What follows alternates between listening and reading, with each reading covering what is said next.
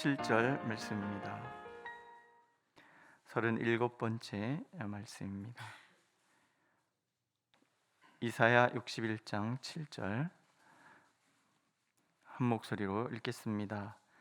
너희가 수치 대신에 보상을 배나 얻으며 능욕 대신에 몫으로 말미암아 즐거워할 것이라. 그리하여 그들의 땅에서 갑절이나 얻고 영원한 기쁨이 있으리라. 아멘. 이사야 60장 1절에 이런 말씀이 있습니다. 일어나라, 빛을 발하라. 이는 내 빛이 이르렀고 여호와의 영광이 내 위에 임하였음이니라. 일어나라 하는 얘기는 그동안 눌려 있었기 때문이고요. 빛을 발하라 하는 얘기는 어둠에 갇혀 있었기 때문에 그렇습니다. 일어날 수 없었던 자가 일어나게 되고 어둠에 갇혀있던 사람이 빛을 드러내는 삶, 이걸 우리는 반전이라고 그러죠. 놀라운 반전입니다. 이것보다 우리의 속을 시원하게 만드는 것은 없죠. 오늘 말씀처럼 수치가 보상이 되고 능욕이 몫이 되고 그들의 땅, 곧 불의한 자들의 땅이죠. 억압하던 자들의 땅, 정의가 실현되지 못하도록 막았던 어둠의 세력들이 지배하는 땅에서 갑절이나 얻고 영원한 슬픔에 빠질 것만 같았던 삶이 영원한 기쁨으로 바뀌는 그런 삶, 이걸 우리는 전화위복이다라고 얘기를 하고 우리가 기대하는 바이기도 하죠. 그렇지 않으십니까?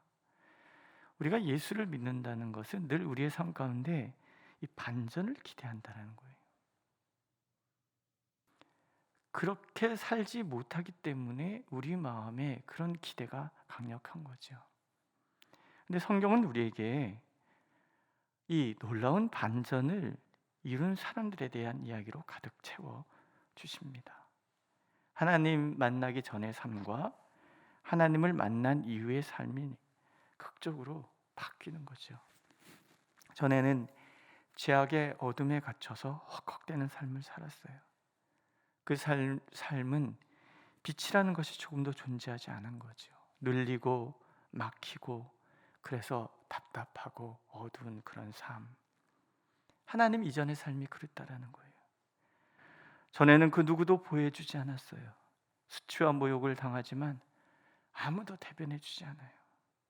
당연히 의지할 데 없는 그 절망 때문에, 하소연할 데 없는 그 고독 때문에 인생이 깊은 어둠에 빠져드는 거죠. 전에는 한 번 실패하면 영원한 실패가 됐어요. 그래서 실패하지 않으려고 발버둥 치죠. 그러나 세상은 아무리 발버둥을 쳐도 발버둥 치면 칠수록 더 깊은 수렁에 빠지도록 우리를 잡아 끌더라는 거죠. 전에는 수고한 대로 얻지 못하는 날들이 많아서 좌절할 때가 얼마나 많았는지 몰라요. 그 좌절을 보상받을 길을 알지 못하는 거죠. 극복할 방법이 없는 거예요. 어디 가서 그것을 해결할 수 있을 어떤 맛보족한 수가 없는 거죠. 이런 것이 하나님 없는 삶의 모습이에요. 이 땅의 연약한 자들의 그런 삶이었다라는 거죠. 그런데 하나님이 찾아오시는 거예요. 반전의 하나님이죠. 하나님은 당신을 약한 자들의 하나님이라고 공공연하게 말씀하세요. 기댈 데 없는 사람들, 그래서 흔들리는 연약한 자들의 대변자다라고 말씀하세요. 고아와 과부와 나그네의 하나님, 연약한 자의 삶의 자리에 찾아오셔서 고통과 좌절의 절망 가운데 부르짖는 그 부르짖음을 결코 외면하지 않으시는 그런 사람으로, 그런 분으로 하나님이 우리를 찾아오시는 거예요. 그래서 우리의 무력함 때문에 좌절하는 그 순간에 가장 강력한 능력으로 일하시는 하나님이신 거죠. 어둠의 삶에 하나님의 빛으로 임하시고 피난처가 되어 주세요. 여호와는 나의 빛이요 나의 구원이시니 내가 누구를 두려워하리요.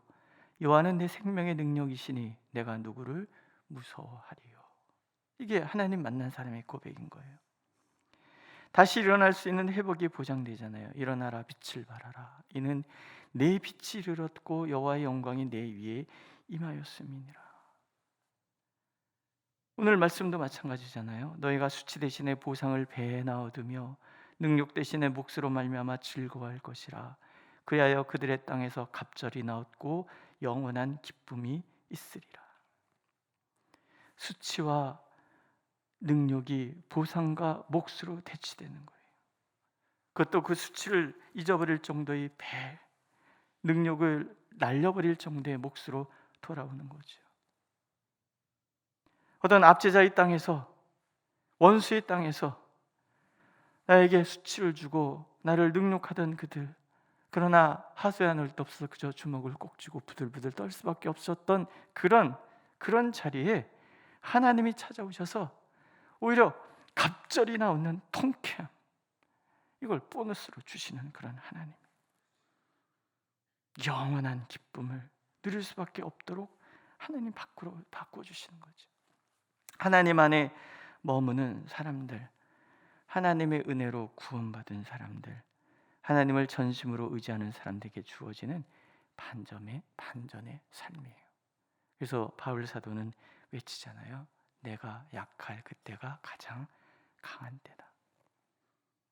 우리가 아무것도 할 수 없다고 외치는 그 순간, 그때 헤아릴 수 없는 경우의 수를 가지고 찾아오시는 분이 하나님이신 거죠. 그래서 시편 40편에 보면 여호와 나의 하나님이여 주께서 행하신 기적이 많고 우리를 향하신 주의 생각도 많아 누구도 주와 견줄 수가 없나이다. 내가 널리 알려 말하고자 하나 너무 많아. 그 수를 셀 수도 없나이다. 너무라는 말이 되게 마음에 들어요.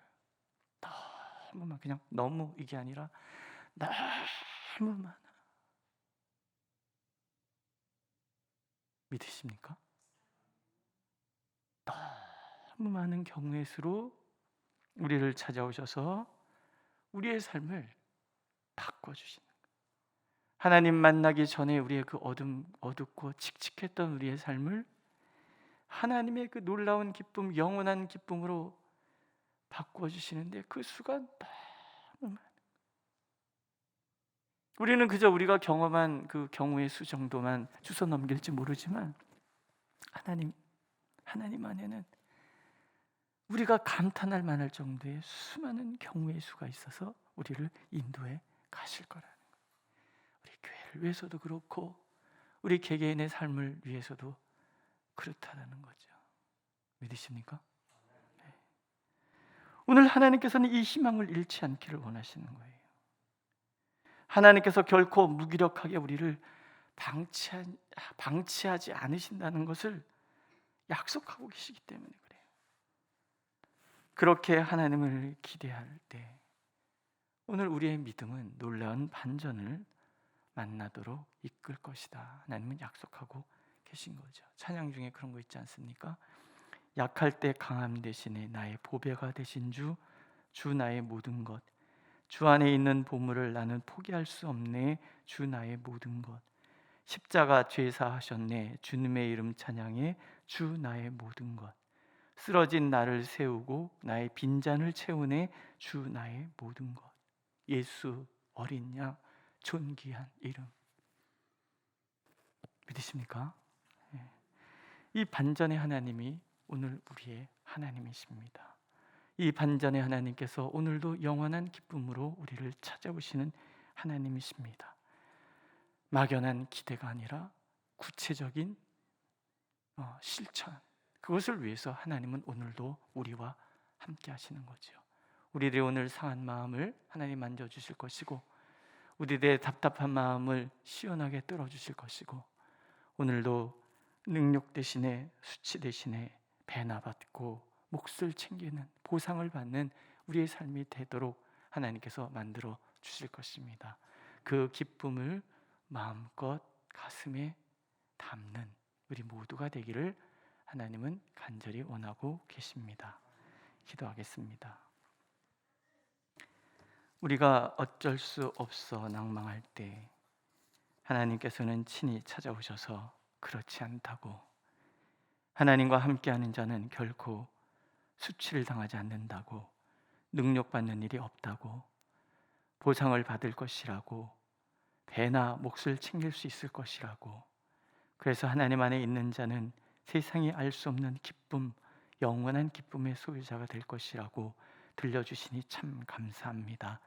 하나님 사랑합니다.